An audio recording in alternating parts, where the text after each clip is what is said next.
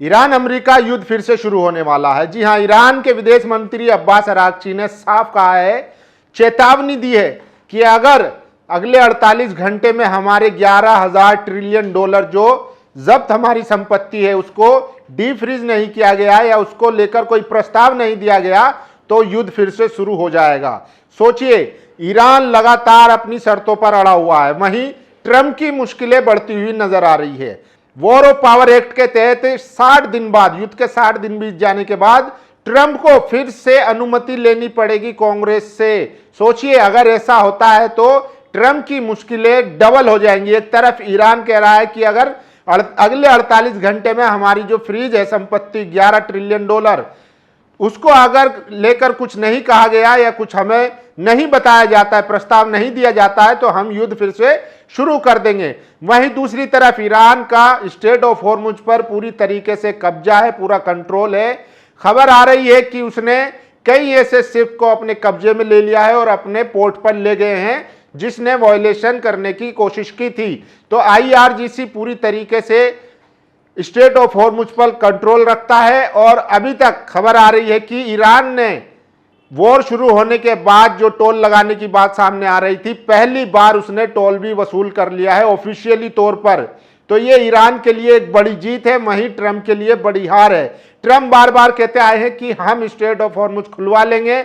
उन्होंने अभी फिर धमकी दी थी कि हमारे जो नेवी है, सेना है, वो स्ट्रेट ऑफ हॉर्मुज में अगर कोई भी ऐसा जहाज दिखे छोटा या बड़ा उसको उड़ा दो। आईआरजीसी ने कहा तुम्हारे अंदर हिम्मत है तो ये करके देखिए। उन्होंने, खबर ये भी आ रही है कि आईआरजीसी ने स्ट्रेट ऑफ हॉर्मुज में जो माइंस थी उसकी तादाद और बढ़ा दी है, अब वो और ज्यादा माइंस बिछाने लगा है। वहीं दूसरी तरफ फ्रांस के प्रधानमंत्री मैक्रोन पूरी तरीके से ट्रंप पर आग बबूला है और एक इंटरव्यू में उन्होंने खुलकर कहा है कि अगर इस वक्त यूरोप का सबसे बड़ा दुश्मन कोई है तो वो अमेरिका है, डोनाल्ड ट्रंप है, अमेरिका के राष्ट्रपति है।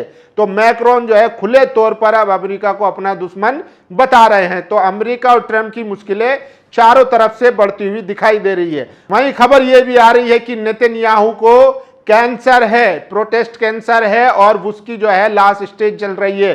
उसने खुद अपनी रिपोर्ट सोशल मीडिया पर शाया की है, पब्लिश की है और सबको बताया। तो सोचिए, ऊपर वाले की लाठी में आवाज नहीं होती है, जिसका कोई नहीं होता उसका खुदा होता है। तो अब लग रहा है कि जैसे गाजा के मजलूम बच्चों का बदला ऊपर वाले ने ले लिया है। अब उसको कैंसर है और वो अपनी मौत मारा जाएगा, किसी भी वक्त मारा जा सकता है। और ये ऑथेंटिक रिपोर्ट है, उन्होंने खुद इस बारे में ट्वीट कर जानकारी दी है। तो सोचिए, हालांकि उसने सर्जरी जरूर करवाई है लेकिन कब तक बचेगा कुछ कह नहीं सकते हैं। तो ऐसी ही कुछ खबरें हैं जो ईरान और अमेरिका युद्ध से रिलेटेड है, जो महत्वपूर्ण हैं। और आज युद्ध के इतने दिन बाद भी ईरान पूरी मजबूती के साथ डटा हुआ है और उसने अपनी ताकत और मजबूती और ज्यादा दिखाई है। उसके विदेश मंत्री का यह कहना कि अगले 48 घंटे में अगर हमारे 11,000 ट्रिलियन डॉलर का कोई प्रस्ताव नहीं आता है तो फिर युद्ध शुरू हो सकता है।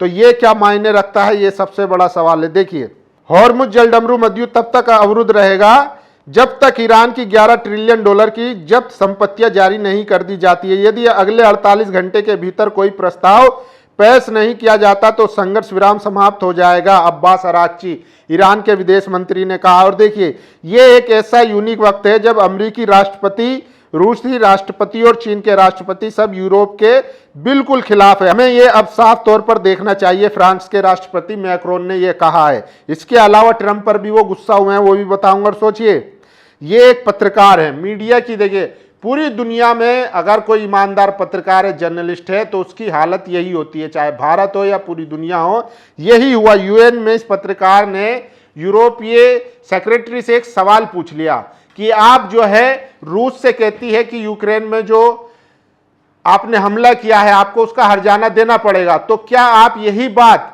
इजराइल के लिए कहेंगी कि उसने जो गाजा में डिस्ट्रक्शन किया है, जो बर्बादी मचाई है, तबाही मचाई है, इजराइल को भी उसका हर्जाना देना पड़ेगा? बस यही सवाल पूछने पर इस पत्रकार की नौकरी भी चली गई और एक केस में इसको सजा भी मिल गई। तो सोचिए, ये स्थिति है यूरोपियन मीडिया की। और इसके अलावा ईरान ने एपामिनोडास जहाज को जब जब्त किया था उसकी फुटेज जारी की है, कैसे आईआरजीसी ने अपने कब्जे में लिया था वो जहाज। तो ये वीडियो भी और ये तस्वीरें भी सोशल मीडिया पर वायरल है। वहीं नूर खान रावलपिंडी एयरबेस पर देर रात ईरान के विदेश मंत्री का विमान उतरा। इस दौरे में अमेरिकी बातचीत की कोशिशों पर ईरान पानी फेर चुका है। बावजूद इसके बातचीत के लिए अमेरिकी प्रतिनिधि के रूप में विटकॉफ और कुशनर ने इस्लामाबाद आने की खबर यूएस मीडिया रिपोर्ट कर रहा है। तो बातचीत जारी है। कल रात ईरान के विदेश मंत्री और उनके डेलीगेशन जो है इस्लामाबाद पहुंचा है। हालांकि अब्बास अराक्ची ने साफ कहा है कि अगर 48 घंटे में हमारे 11,000 ट्रिलियन डॉलर जो फ्रीज हैं, जो एसेट्स फ्रीज हैं, उनको लेकर अगर प्रस्ताव नहीं दिया जाता है तो युद्ध फिर से शुरू हो जाएगा। यह बताता है कि इस युद्ध में ईरान कहां पर खड़ा है और वो कितना मजबूत है। हम ऑफिशियली विजिट के लिए इस्लामाबाद पाकिस्तान पहुंच रहे हैं। ईरान विदेश मंत्री अब्बास अराक्ची अमेरिका के थोपे गए हमले को खत्म करने और हमारे इलाके में शांति बहाल करने के लिए चल रही मीडिएशन और गुड ऑफिस के साथ मिलकर पाकिस्तानी हाई लेवल अधिकारियों से मिलेंगे। ईरान और यूएस के बीच कोई मीटिंग प्लान नहीं है। ईरान के ऑब्जर्वर पाकिस्तान को बता दिए जाएंगे।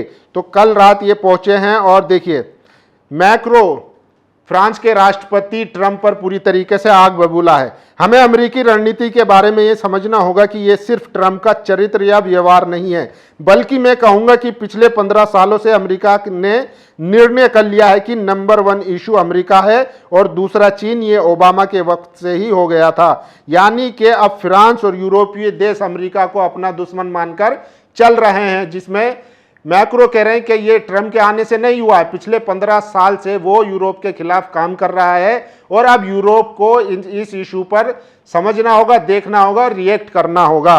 तो यूरोप भी पूरी तरीके से अब अमेरिका के खिलाफ हो चुका है। 1 मई तक ट्रंप को खत्म करना होगा युद्ध। वॉर पावर्स एक्ट के तहत समय सीमा 60 दिनों बाद मंजूरी लेनी होगी जरूरी। युद्ध के लिए कांग्रेस की अनुमति जरूरी। 60 दिन बाद ट्रंप हमला नहीं कर सकते हैं। अगर वो ऐसा करते हैं तो उनको फिर से कांग्रेस की अनुमति लेनी पड़ेगी, इसलिए उनकी मुश्किलें और बढ़ती हुई दिखाई दे रही है। वहीं खबर यह भी आ रही है कि मिड टर्म चुनाव के बाद पहले ही दिन ट्रंप पर महाभियोग लाने की तैयारी कर रहे हैं डेमोक्रेट्स के सांसद। तो ट्रंप की मुश्किलें लगातार बढ़ती जा रही है। एक तरफ ईरान उसके कब्जे में नहीं आ रहा, वहीं दूसरी तरफ पूरी दुनिया में उसकी नाक कट चुकी है और जो उसका भ्रम था, वो जब चाहे जिसको चाहे जैसे ट्रीट करता था, अब वो सब उसका रुबाब खत्म हो चुका है, इसीलिए वो समझ नहीं पा रहा। देखिए ईरानी प्रोफेसर सैयद मोहम्मद मरांडी ने भी कहा है कि ईरान पूरी तरीके से युद्ध के लिए तैयार है और पूरी दुनिया जो ग्लोबल इकोनॉमी है उसमें जो क्राइसिस आने वाला है, पूरी दुनिया भी उसके लिए तैयार रहे। तो उन्होंने कहा है कि अब अगर युद्ध होता है तो फिर वो बाब अल मंदाब और स्ट्रेट ऑफ हॉर्मुज पूरी तरीके से बंद रहेगा। हालांकि स्ट्रेट ऑफ हॉर्मुज तो ऑलरेडी बंद ही है। मिडिल ईस्ट में बहुत बड़ी जंग की तैयारी चल रही है। आप इस वीडियो से अंदाजा लगा सकते हैं। कल 25 अमेरिकी ईंधन भरने वाले विमान और सैन्य परिवहन इजराइल के तेल अवीव में उतरे हैं। ये कोई मामूली गतिविधि नहीं, ईरान के खिलाफ बहुत बड़ी साजिश चल रही है। तो रिपोर्ट्स में यह भी आ रहा है कि ये जो सीज फायर हुआ है इसमें ईरान और अमेरिका को टाइम मिल चुका है अपनी तैयारी करने का, लेकिन ईरान भी कह चुका है कि उसके पास जो है कई लाख मिसाइलें हैं जो कि अब तक सिर्फ 15 से 20% जो है इस्तेमाल हुई है। यानी कि ईरान भी अपनी पावर और बढ़ा रहा है और तेजी से वो मिसाइल और ड्रोन भी बना रहा है। अभी उसने एक नए ड्रोन का जो है प्रदर्शन भी किया था, जो गर्ल्स डे आया था, जिसमें मिनाब स्कूल के बच्चे भी दिखाए गए थे। और वहीं सबसे बड़ी खबर है नेतन्याहू को कैंसर है। उन्होंने खुद ट्वीट करके ये जानकारी दी है। तो नेतन्याहू की कभी भी कैंसर से मौत हो सकती है, ये भी जो सोशल मीडिया पर वायरल है खबर है। नेतन्याहू कैंसर से पीड़ित है। बेंजामिन नेतन्याहू ने अपनी मेडिकल रिपोर्ट बताई है। उन्हें प्रोटेस्ट कैंसर है और उन्होंने रेडिएशन थेरेपी भी करवाई है। तो थेरेपी करवा ली गई है। हालांकि अब देखते हैं कि वो कब तक सही सलामत रहते हैं। सब अमेरिका को नंबर 1 पावर समझते हैं। कुछ देशों का सहयोगी हो सकता है, लेकिन उसके सहयोगियों को पता नहीं है कि वो पूरी तरीके से भरोसेमंद है या नहीं। ये मैक्रोन है, आजकल इन्होंने मोर्चा खोल रखा है। इससे पहले स्पेन के पेड्रो सैंचेज ने मोर्चा खोल रखा था, मेलोनी ने मोर्चा खोला था, अब मैक्रो ने मोर्चा खोला। स्ट्रेट ऑफ हॉर्मुज में ईरान की परमिशन का इंतजार कर रहे सैकड़ों जहाज। तस्नीम न्यूज एजेंसी के मुताबिक समकालीन इतिहास में पहली बार जब स्ट्रेट का पूरा नियंत्रण IRGC के हाथों में है। तो पूरी तरीके से स्ट्रेट ऑफ हॉर्मुज बंद है, IRGC उसको कंट्रोल कर रहा है। 1980 में तबस में अमेरिका की अपमानजनक हार को फारस की खाड़ी में दोहराया जाएगा। गुलाम हुसैन मोहसेनी जो मुख्य न्यायाधीश है ईरान के, उन्होंने कहा है 1980 में तबस में जब अमेरिकी हेलीकॉप्टर को गिरा दिया था ईरान में, उसी तरीके की हार फिर से अमेरिका को देखनी पड़ी है और आगे भी देखनी पड़ेगी। ये ईरान के मुख्य न्यायाधीश का बयान है। तो सोचिए, ईरान के हौसले, वो अब ड्राइविंग सीट पर है, यानी कि अब वो चेतावनियां दे रहा है। ट्रंप जो देता था या धमकाता था वो उसका सिर्फ बड़बोलापन था, लेकिन ईरान जो कहता है वो करता है। और जैसा कि विदेश मंत्री अब्बास अराक्ची ने कहा है कि अगले 48 घंटों में अगर हमारी 11 ट्रिलियन डॉलर की जो एसेट हैं उनको लेकर कोई प्रस्ताव हमारे सामने नहीं रखा जाता है तो युद्ध फिर से शुरू हो जाएगा और सीज फायर समाप्त होगा। अब देखते हैं कि अमेरिका इस पर क्या रिएक्ट करता है और ईरान किस तरीके से इसका जवाब देता है। आप लोगों की राय जरूर दीजिए। शुक्रिया।